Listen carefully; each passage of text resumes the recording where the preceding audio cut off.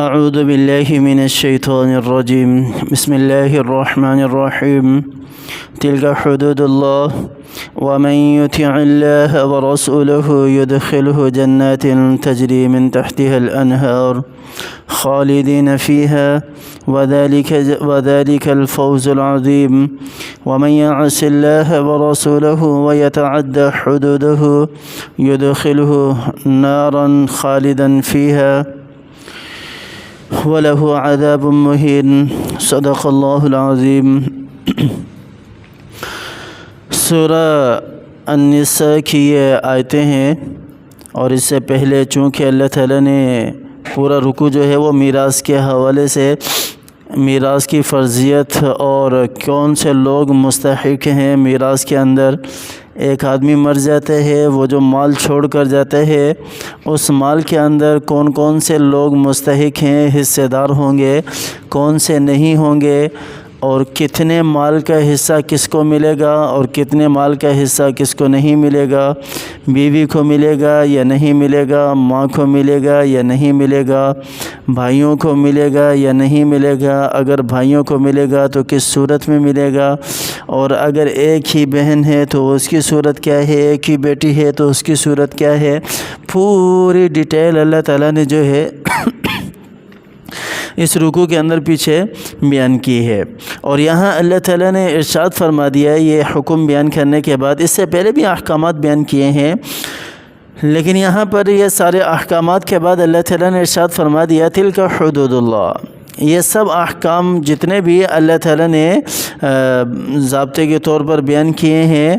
اور اللہ تعالیٰ نے ارشاد فرما دیا ہے کہ یہ اللہ کے ضابطے ہیں، اللہ کے احکامات ہیں، اللہ کی حد بندی ہے۔ حدود اللہ حد بندی ہے، فلاں کو اتنا ملے گا، فلاں کو اتنا ملے گا، فلاں کو اتنا ملے گا۔ کوئی یہ نہیں کہہ سکتا کہ مجھے آدھا مال چاہیے، کوئی یہ نہیں کہہ سکتا کہ مجھے نہیں چاہیے، کوئی کوئی اللہ کے لیے معاف کر دے تو وہ الگ چیز ہے، کوئی یہ نہیں کہہ سکتا کہ مجھے تیسرا حصہ چاہیے۔ جو اللہ تعالیٰ نے ایک تقسیم کر دی، بتا دی، اس کے مطابق جو ہے وہ فیصلہ ہوگا۔ قرآن کے خلاف فیصلہ کوئی نہیں کر سکتا۔ میں نے ہمارے معاشرے کے اندر جو کچھ بھی ہو رہا ہے اس حوالے سے بھی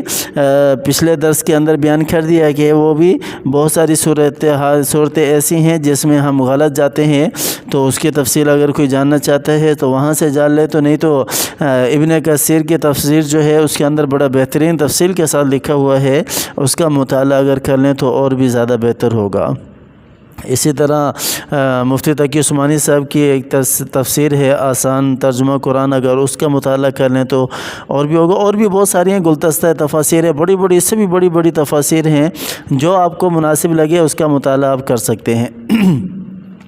تو یہاں اللہ تعالیٰ نے ارشاد فرما دیا کہ یہ اللہ کی طرف سے اللہ کے بندوں کے لیے حد بندی ہے کہ فلاں کو اتنا ملے گا، فلاں کو اتنا ملے گا۔ وَمَن يُطِعِ اللَّهَ وَرَسُولَهُ يُدْخِلْهُ جَنَّاتٍ تَجْرِي مِن تَحْتِهَا الْأَنْهَارُ خَالِدِينَ فِيهَا۔ اور جو بھی اللہ اور اللہ کے رسول کی اطاعت کرے گا، فرما برداری کرے گا۔ اطاعت کہتے کس کو ہیں؟ اطاعت نام کس چیز کا ہے؟ اطاعت نام کس چیز کا ہے؟ فرما برداری،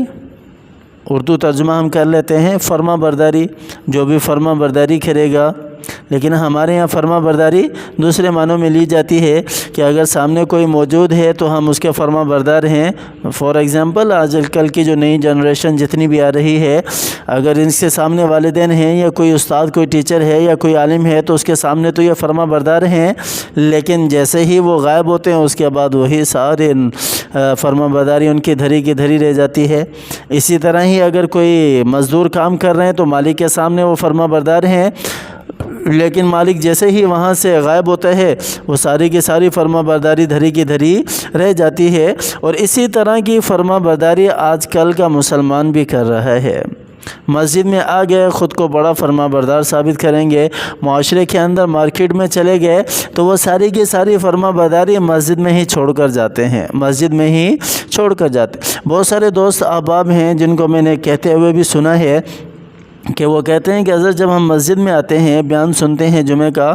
تو ہم پکا تہیہ کر لیتے ہیں کہ ہم نے آج کے بعد یہ گناہ نہیں کرنا، ہم نے آج کے بعد اللہ کے نافرمانی نہیں کرنی، ہم نے آج کے بعد جھوٹ نہیں بولنا، ہم نے آج کے بعد کسی کی غیبت نہیں کرنی، ہم نے آج کے بعد دھوکہ نہیں دینا، فریب نہیں کرنا۔ لیکن جیسے ہی ہم مسجد سے قدم باہر رکھتے ہیں تو وہ ساری کے ساری جتنی بھی ہمارا ایمان جو تازہ ہوا ہوتا ہے مسجد کے اندر، وہ وہیں تک رہ جاتا ہے۔ باہر نکلتے ہی ہم پھر دنیا کے اندر مست ہو جاتے ہیں، مگن ہو جاتے ہیں۔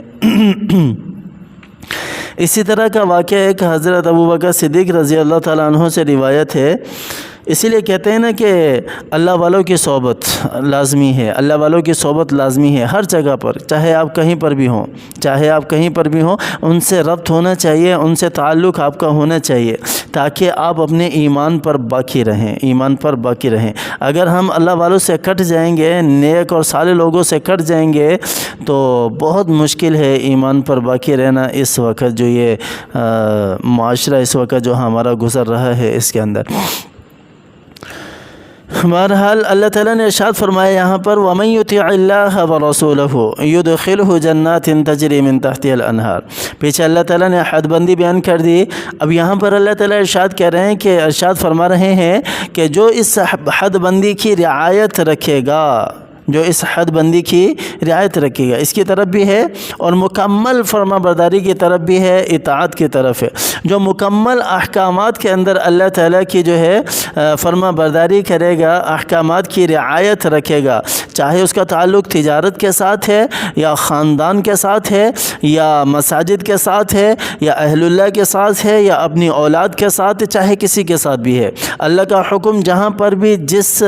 لحاظ سے بھی ہمارے سامنے آ رہا ہے، اگر اللہ تعالیٰ ارشاد فرما رہے ہیں کہ وہ اس حد بندی کے اندر پورا اتر رہا ہے جو اللہ نے بیان کی ہے، جو اللہ اور اللہ کے رسول نے بتائی ہے، وَمَن يُطِعِ اللَّهَ وَرَسُولَهُ، اور اس کے اندر پوری کی پوری فرما برداری کر رہا ہے اللہ اور اللہ کے رسول کی، يُدْخِلْهُ جَنَّاتٍ تَجْرِي مِن تَحْتِهَا الْأَنْهَارُ۔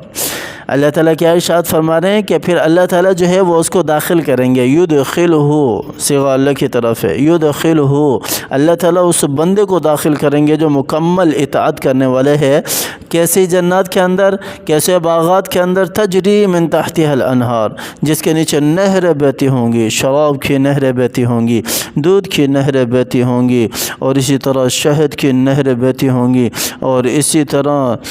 جام کوثر کی نہریں بہتی ہوں گی۔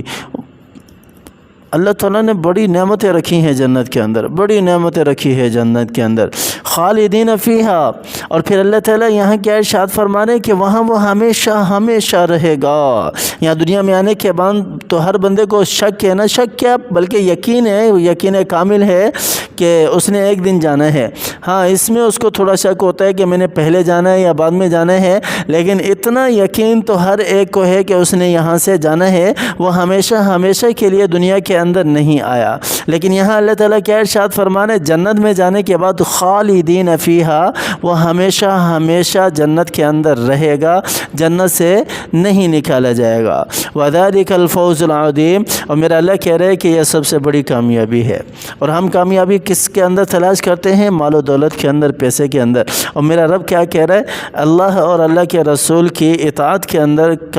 فرما برداری کے اندر جو ہے وہ تمہاری کامیابی ہے۔ وذالک الفوز العظیم، اور یہ بہت بڑی کامیابی ہے، جنت کا حصول بہت بڑی کامیابی ہے، بہت بڑی کامیابی ہے۔ اس سے بڑی کوئی کامیابی نہیں ہے، کوئی کامیابی نہیں۔ جنت میں جانے کے بعد مفہوم ہے حدیث کا، ہمارے تبلیغی حضرات بھی اس کو بیان کرتے رہتے ہیں کہ جنت میں جانے کے بعد جنتی صرف ایک چیز کا افسوس کرے گا، دکھ کرے گا کہ دنیا کے اندر میری فلاں گھڑی جو ہے وہ اللہ کے ذکر سے خالی کیوں گئی، میں نے اس میں اللہ کو یاد کیوں نہ کیا، کسی بھی صورت میں، ذکر کی صورت میں، نماز کی صورت میں، فرما برداری کی صورت میں نے اللہ کو یاد کیوں نہیں کیا، اللہ کا ڈر اپنے دلوں کے اندر میں نے پیدا کیوں نہ کیا، تاکہ میرے درجات جو ہیں وہ اور بھی بلند ہو جاتے، جنت کے اندر میرے درجات اور بھی بلند ہو جاتے۔ وَمَن يَعْصِ اللَّهَ وَرَسُولَهُ وَيَتَعَدَّ حُدُودَهُ يُدْخِلْهُ نَارًا خَالِدًا فِيهَا۔ اس کے برعکس جو اللہ تعالیٰ کے اس حکم کو نہیں مانے گا، جو پیچھے آیتوں کے اندر گزر چکا ہے کہ کتنا مال کس کو ملے گا، کس کو نہیں ملے گا، کس صورت میں کس کو ملے گا، کس صورت میں نہیں ملے گا، اگر اس حکم کے اندر وہ فرما برداری نہیں کرتا، اس کے مطابق نہیں چلتا، یا پھر دوسرے جتنے بھی احکامات ہیں اس کے اندر وہ فرما برداری نہیں کرتا، حدود کو پامال کرتا ہے اللہ اور اللہ کے رسول کی، وَيَتَعَدَّ حُدُودَهُ وَمَن يَعْصِ اللَّهَ، نافرمانی کرتا ہے اللہ اور اللہ کے رسول کی، وَيَتَعَدَّ حُدُودَهُ، اور تجاوز کرتا ہے حدود سے، یعنی اپنی مرضی چلاتا ہے، اللہ کے حد کو نہیں مانتا، تو اللہ تعالیٰ نے کیا ارشاد فرمایا، يُدْخِلْهُ نَارًا خَالِدًا فِيهَا، پھر وہ ایسی آگ کے اندر ہوگا کہ ہمیشہ ہمیشہ وہیں پڑا رہے گا، ہمیشہ ہمیشہ